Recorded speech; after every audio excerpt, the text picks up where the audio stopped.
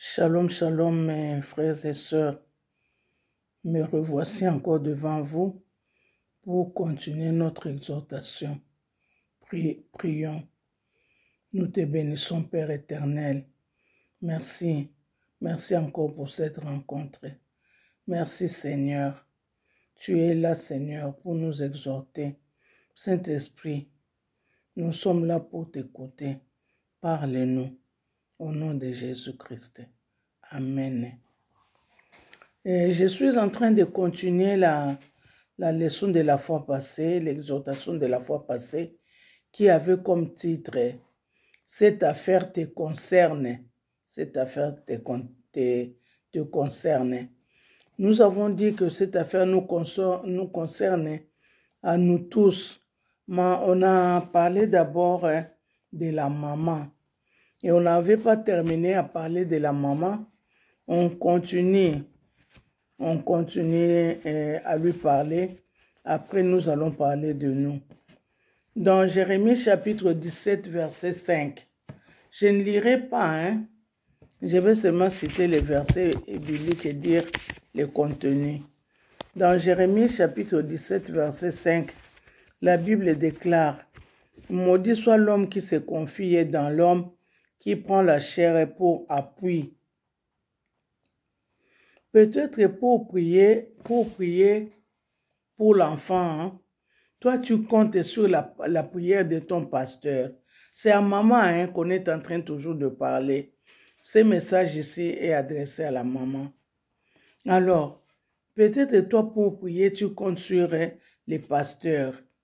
C'est-à-dire que tu as confié ces problèmes à ton pasteur et toi, tu sais que ton pasteur prie pour toi. Mais nous voulons que tu comprennes que les pasteurs n'a pas seulement toi comme fidèle. Il a beaucoup de fidèles. Et tous ces fidèles aussi ont des problèmes. Imagine-toi seulement maintenant. Combien de fidèles l'ont sollicité pour le soutenir dans leurs différents problèmes.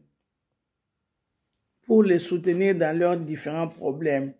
Alors, continuez à imaginer.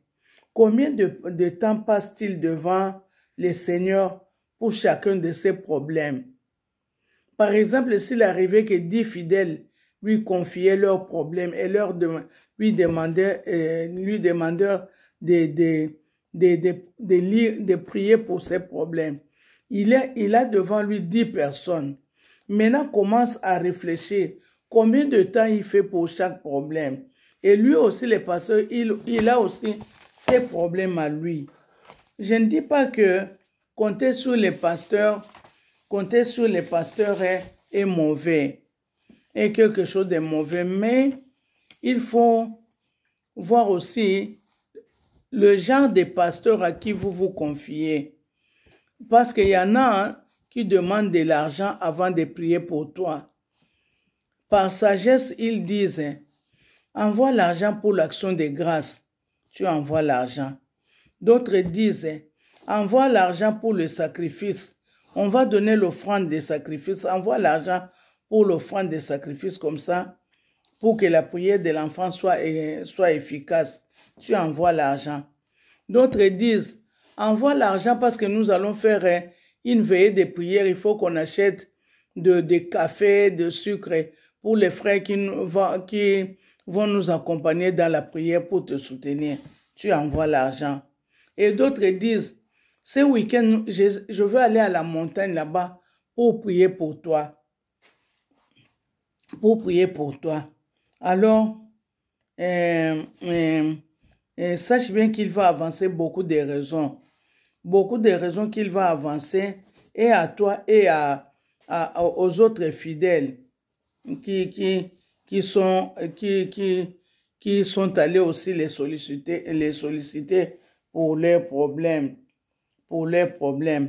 Mais toi, de ton côté, tu diras, je sais que j'ai déjà partagé ces problèmes avec le pasteur. Le pasteur prend cette situation en charge. Pour moi, l'essentiel est que je suis fidèle pour lui envoyer l'argent dont il a besoin. Alors, toi, Tu penses toujours à envoyer l'argent au pasteur. Toi-même, tu ne te donnes pas dans ces problèmes. Tu prends cela à la légère parce que tu sais qu'il y a les pasteurs qui prient pour ces problèmes. Mais moi, je t'encourage, je te dis de prendre conscience de ces problèmes. N'aie pas peur. Va toi-même vers le Seigneur. Ouvre-lui ton cœur. Dis-lui ton problème. Dans Hébreux chapitre 4, verset 16, la Bible dit « Approchons-nous avec assurance du trône de la grâce afin d'obtenir miséricorde et de trouver grâce pour être secouru dans nos besoins. » Voilà, il faut que tu ailles, tu ailles avec assurance au trône de la grâce. On dit que ce trône-là s'appelle trône de la grâce. On dit que pour obtenir miséricorde, Dieu est là.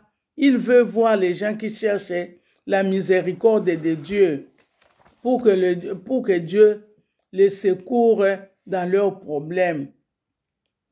Vas-y, ma chère amie, de poser sur lui tout ton souci et lui-même, il prendra soin de toi.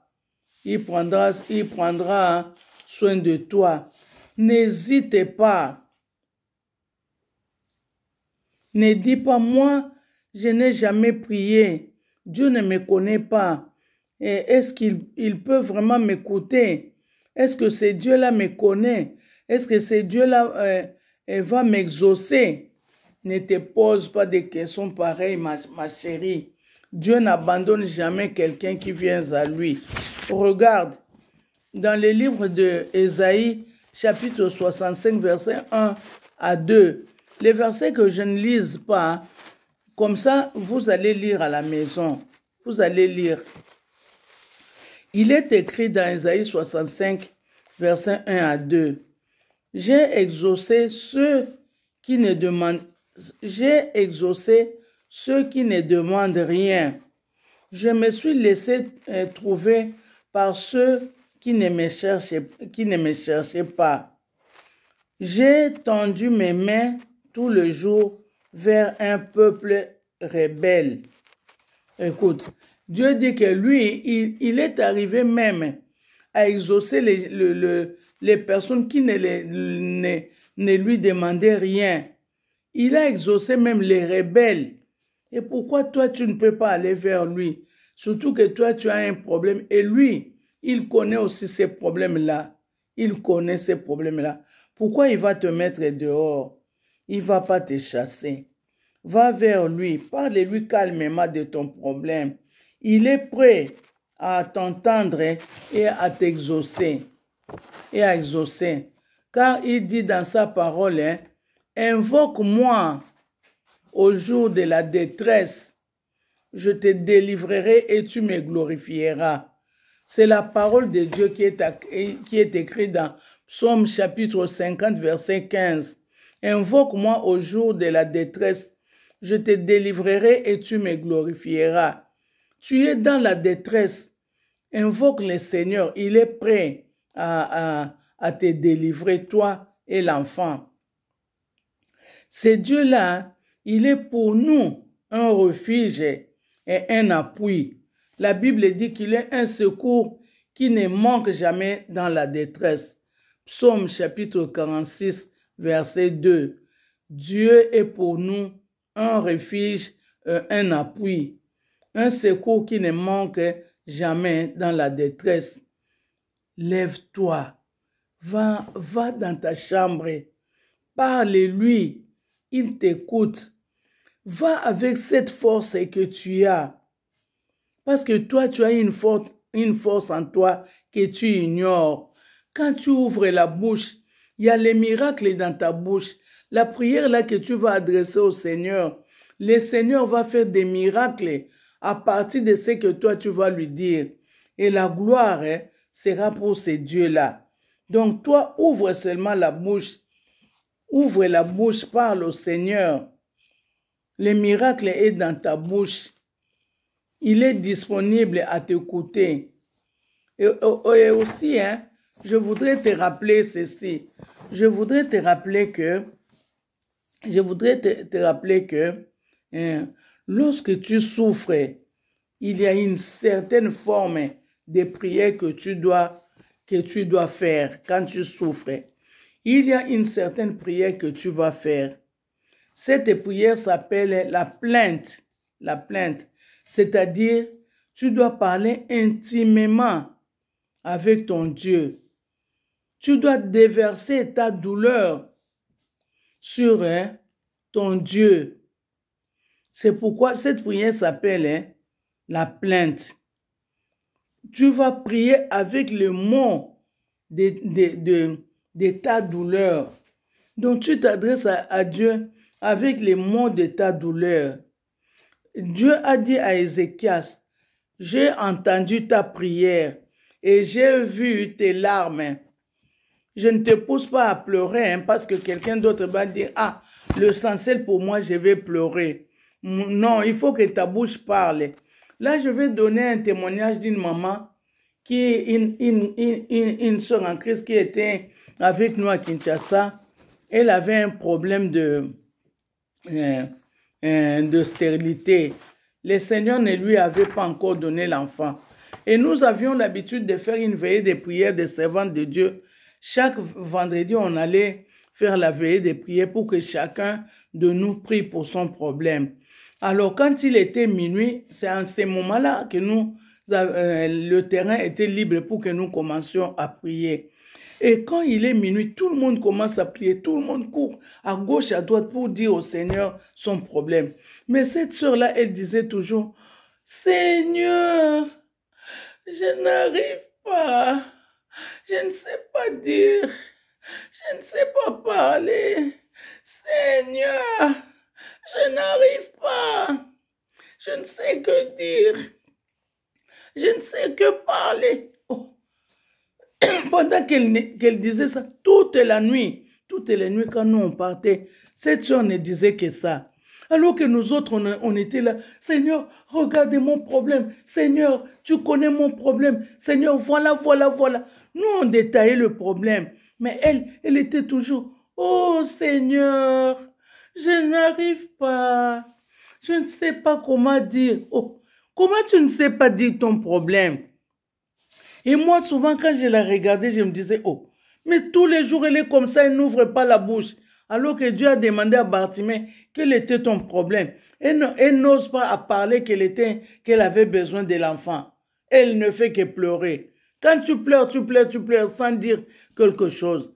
Toi, tu crois que le Seigneur écoutera tes pleurs. Il faut que ta bouche parle. Il faut que la parole sorte de ta bouche.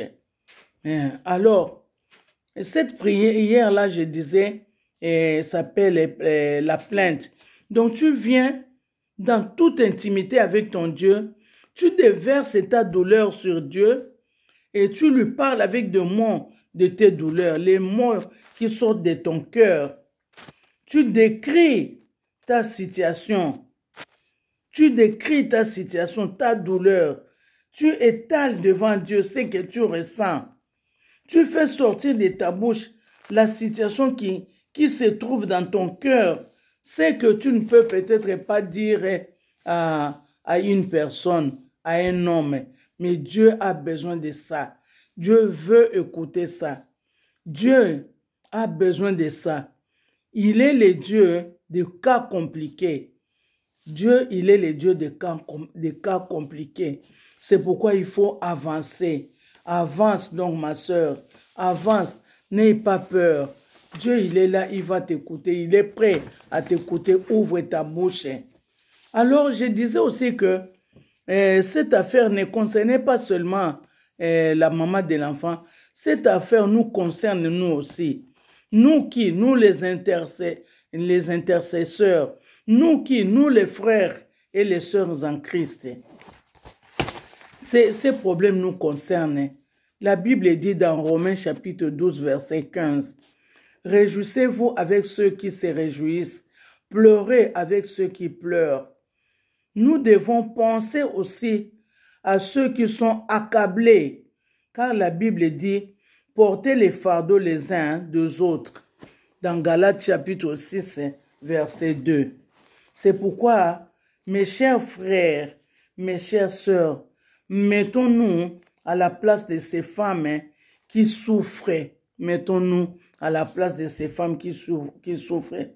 Surtout à nous les femmes, à nous les mamans, nous les femmes, nous qui voyons combien notre sœur est en train de passer des moments très très difficiles. Nous devons la soutenir. Nous devons la soutenir, cette sœur-là, qui souffre. Pourquoi? Parce que nous, en tant que mères, nous connaissons la valeur de la douleur que ressent notre sœur. La valeur de cette douleur, nous, on la connaît. Pourquoi? Parce que nous avons passé le même moment de difficultés avec cette sœur, en imaginant les 9 mois de grossesse. Quand nous faisons 9 mois de grossesse, nous passons des moments très durs. 9 mois de grossesse, de moments difficiles. Il y a parfois la respiration est très difficile. Nous passons des moments de respiration difficiles. Nous passons des moments d'étouffement. Nous passons des moments de vomissement. La douleur de l'enfantement aussi. Et quand on a l'enfant avec nous, nous passons des nuits blanches sans dormir. Si cet enfant a l'habitude de pleurer la nuit. Toute cette souffrance-là, nous autres, parfois, nous arrivons à un certain moment que toutes ces caprices, nous sommes libérés de ces caprices parce que nos enfants ont grandi. Mais mettons-nous à la place de cet ami, de cette sœur qui continue à souffrir avec cet enfant. Hormis toutes les souffrances que nous venons de citer, de 9 mois, de respiration difficile, toutes ces caprices-là. Mais elle est encore à ajouter. Elle continue à peiner encore avec cet enfant autiste. Soutenons-la, soutenons-la, soutenons-la. Soutenons cette femme-là. Nous avons besoin, nous cherchons les femmes pleureuses. Nous voulons voir les femmes pleureuses qui veulent porter ces problèmes dans leur cœur. Où sont ces femmes-là? Où sont ces femmes pleureuses qui se trouvent dans les livres de Jérémie chapitre 9, versets 17 à 18. Nous cherchons des femmes pleureuses, de femmes qui vont faire tomber les larmes de leurs yeux pour nos consoeurs qui souffrent. Ayons compassion de ces consoeurs qui souffrent jusqu'à présent. Peut-être cet enfant a atteint 4 ans, 5 ans. Notre consoeur, elle est toujours derrière cet enfant. En tout cas, ayons compassion de ces sœurs-là. Donc, cette exhortation concerne toi qui me suis, à toi et à moi. Mais il me semble que toi, tu es chrétienne, non? Tu as donné ta vie à Jésus-Christ. Tu l'as accepté comme sauveur et Seigneur, c'est Jésus-là. Tu dois savoir que tu es d'abord une intercesseuse. Excusez-moi parce que je ne parle pas seulement aux femmes, mais je parle à tout le monde. Alors, tu es d'abord un intercesseur. Tu es aussi un disciple. Si tu es un disciple, n'oublie pas l'ordre de missions qui nous a été donné par Jésus-Christ. Il nous a dit d'annoncer d'abord le royaume de Dieu, le royaume des cieux, ce royaume dans lequel il y a la paix, il y a la solution à tous nos problèmes. En plus de cela, il nous demande aussi de prier pour le malade, de guérir les malades. Alors, nous devons prier pour ces femmes-là. Nous devons prier pour ces femmes-là, même ne fût-ce que pendant 1 heure du temps. La Bible dit, je vous dis encore, si 2 d'entre vous s'accordent sur la terre pour demander une chose quelconque, elle leur sera accordée par mon Père qui est dans les cieux. Si nous nous mettons ensemble pour soutenir ces sœurs-là, en tout cas, Dieu va écouter notre prière. Dieu est prêt pour éclater sa gloire. Il n'attend que nous, pour éclater sa gloire. Donc, nous, c'est-à-dire, toi et moi, et la mère de l'enfant, Dieu nous attend. Il est prêt pour nous exaucer, car nous sommes derrière elle, derrière la mère de l'enfant pour la soutenir. Nous devons la soutenir. Donc, mes chers, considérons ces problèmes comme étant le nôtre. Portons ça dans notre cœur, surtout nous les mamans, surtout nous les chrétiennes. Prenons le temps pour prier pour cette sœur. Quand tu as écouté cette parole, mets-toi quelque part dans la chambre. Prends pitié de cette sœur qui continue à souffrir jusqu'à présent. Elle a besoin de toi, elle a besoin de ton intervention, même si elle ne te voit pas, mais Dieu te voit. Dieu te voit que tu as pris ces problèmes à cœur. Prenons ces problèmes à cœur et soutenons nos sœurs dans la prière. Bandeko, vraiment, nasi na lobi mingi, na lobi moulayi, to soutenir ba sœur oyo, to soutenir bango, to fongola minoko na biso pona ko bondela, to lobela nzambe. Na pesa ki exemple la sœur moko kuna na Congo, azalaki na problème a mwana, toza na prière to bondela chaque butu, mutu na problème na ye. Ye mikolo nyonso, oli afongola munoko bondela pona problème na ye, alobaka kaka, Seigneur, nazokoka te, Seigneur, nazokoka te. Alobaka kaka ndenge wana. Oli afongola munoko ne aloba. Ndeko na ngai, to fongola minoko na biso to loba, to soutenir mwana mwasi azonyokwama, anyokwami nanu 9 mois na zemi wana.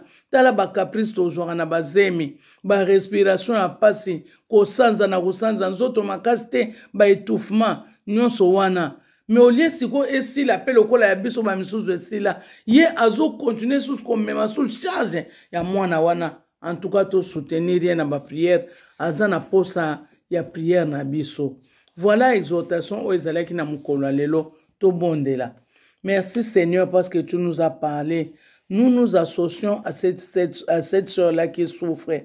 Nous acceptons Seigneur de la soutenir dans nos prières. Seigneur, nous comptons Seigneur sur toi. Nous savons Seigneur que la victoire sera notre. Dans le nom de Jésus, nous avons ainsi prié. Amen. Amen, amen, amen. Continuons à partager ces messages. Continuons à partager ces messages. Je crois que ça peut édifier quelqu'un. Au nom de Jésus-Christ, nous avons terminé cet enseignement d'aujourd'hui. Et la fois prochaine, nous allons faire la prière proprement dite. Pour aujourd'hui, nous terminons ici. Nous allons nous revoir la semaine prochaine, si Dieu le veut. Ciao.